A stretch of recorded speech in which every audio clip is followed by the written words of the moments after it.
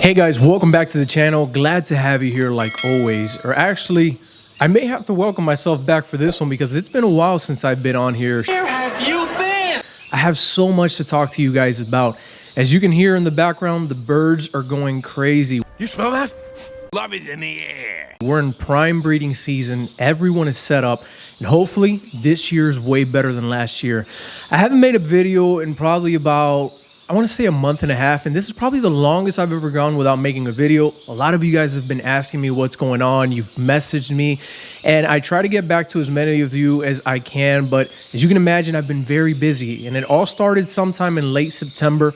Unfortunately, during that time, I got sick with COVID, and that was the time when I was supposed to start pairing up all these birds because I usually start my breeding season at the beginning of October. So I got delayed because I got sick, which, by the way, one of the things that you come to find out when you have this many birds, or actually it doesn't matter how many birds you have, when you get sick, you don't feel like doing anything. And unfortunately, when you have birds or you have animals that need you, there's nothing you can do. Whether you feel good or bad, you have to attend to them because they rely on you in order to survive. So that was horrible to have to deal with that. Afterwards, I got better from COVID and I was backed up. I needed to get all the birds set up. I needed to get everything prepared for the breeding season, clean up the bird room a bit more. So that kind of delayed the progress of me being able to make a video for you guys. I finally got set up. I finally put all the birds together. And just as I start to get ready to create a video, boom. Hurricane Ian is now approaching Category 5 strength. Now, I don't know if you guys know this, but Tampa Bay hasn't seen a hurricane in over 100 years. Tampa Bay will flood very, very quick. So all of a sudden, I had to worry about the possibility of having to evacuate. Where am I going to bring all these birds? Getting all the ones that are in the outdoor aviary somewhere inside of the bird room where they're a little bit more safe. Is this thing going to hold up to 100 and something mile-an-hour winds? It was destined to hit Florida as a Category 4, and it ended up hitting Florida as a Cat 4. Luckily for us here in Tampa Bay, we didn't get a direct hit. It ended up hitting about 2 hours south of us in the Arcadia, Port Charlotte area around there. And unfortunately for them, man, I was actually down there because I have a towing company as well, and that's what I do for my job. These birds, this is a hobby. I do sell birds and do stuff like that, but my main job is towing. And I actually went down there to pick up a vehicle, and it was heartbreaking to see the damage that hurricane did on that area down there. Some people, they lost it all. So my heart goes out to them. I actually know a few breeders that were down there in that area, and they got flooded, or they, lost parts of their aviaries from limbs of trees falling down or the wind damage that they received and so on. So if you were affected by that, my heart goes out to you guys. Hopefully everybody is safe. Here, luckily, we did not get much of an effect from that hurricane besides just a little bit of wind and a little bit of rain. But other than that, we were perfectly fine. Once I got done with that, I had more stuff coming. I had to prepare for a speech that I actually have coming up now November 5th at the Avicultural Society of America. It's going to be held here in Tampa. It's their convention, and if I'm not mistaken, I'm going to put the direct dates down in the description box below because I can't remember off of the top of my mind, but I believe it is from November 2nd to November 5th or November 6th. So they're holding that conference there for those couple of days. If you guys want to sign up, the link will be in the description box below.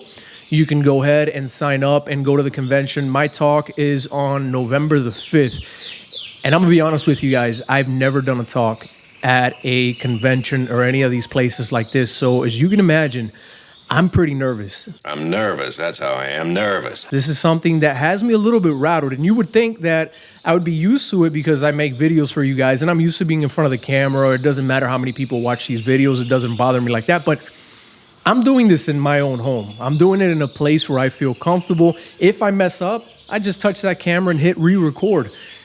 Live is a little bit different. So as you can imagine, I'm a bit nervous about that, but I will be talking on November 5th at 9 a.m. in the morning. The talk that I'm going to be giving is how to establish African wildcats in the U.S. And we're going to be taking a look at the past, present, and future, and hopefully relate a little bit of this information of how maybe we can do a little bit better, especially now that imports are so hard to come by.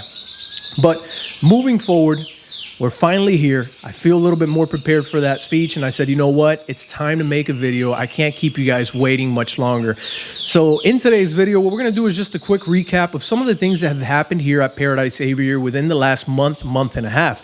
One of the biggest things that I did was I started my breeding season. The majority of all the birds have been paired up. They're ready to go. I already have some chicks in the nest. I've been able to hatch some red-billed fire finches, red cheek cordon blues, Dybowski twin spots. Some of the Australians are also doing very, very well. The Gouldians, the star finches, the owl finches, masked grass finches, and so on. So we're moving steadily, a little bit better than last year. You guys know that last year was a horrible season for me. I don't know why, but it wasn't just for me. A lot of people have complained about how bad it was last year getting the birds to breed. So from the looks of it, it looks like this year will be a little bit better.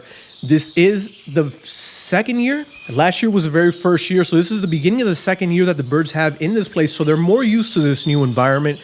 They're getting used to the climate that's in here, the humidity, the temperature, the light hours that I've been giving them.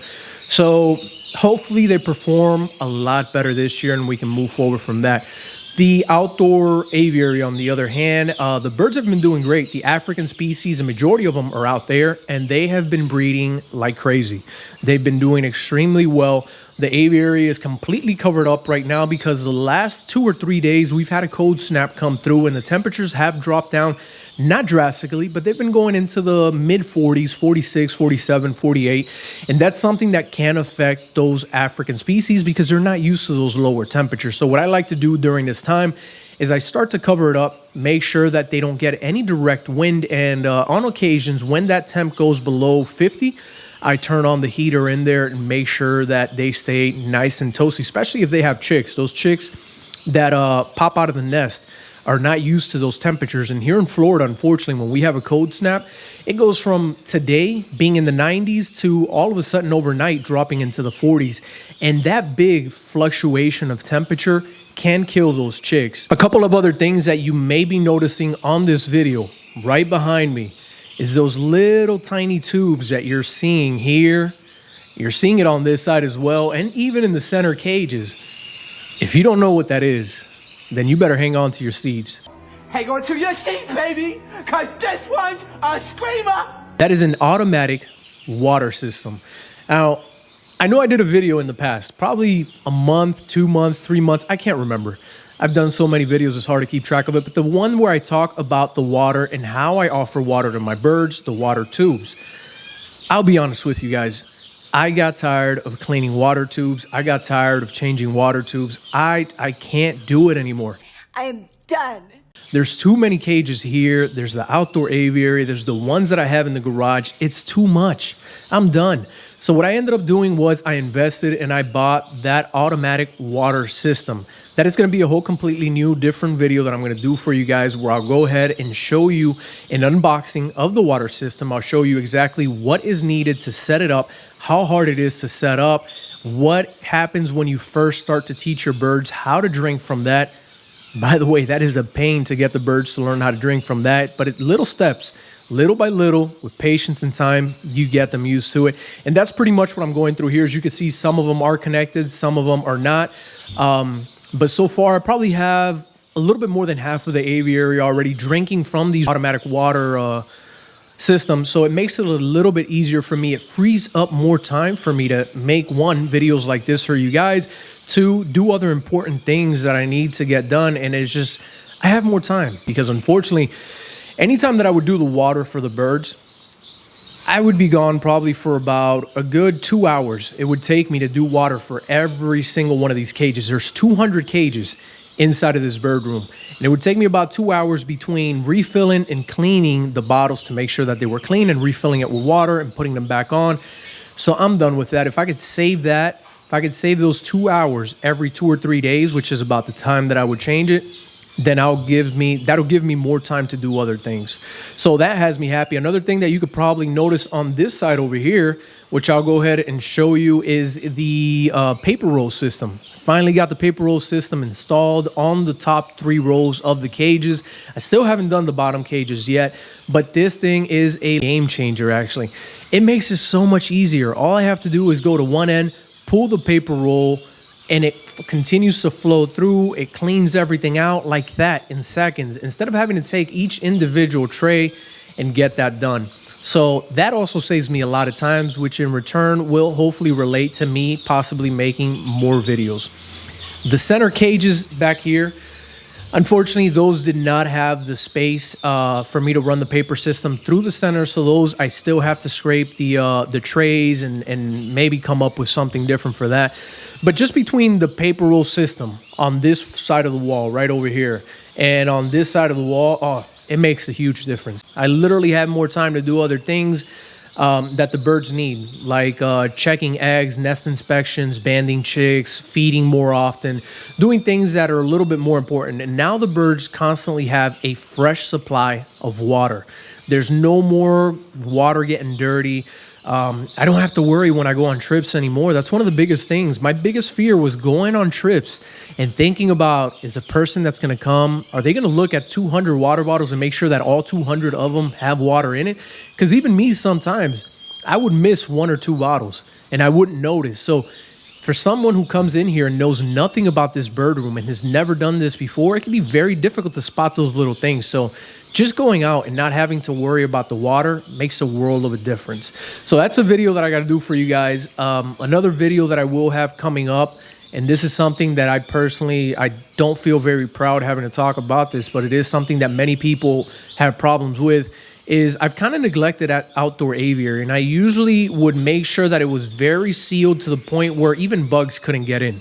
I would make sure that I had a good control of ants, so ants wouldn't get in there, roaches wouldn't get in there, stuff like that. And unfortunately, I've neglected it to the point where now we have a bit of a roach problem.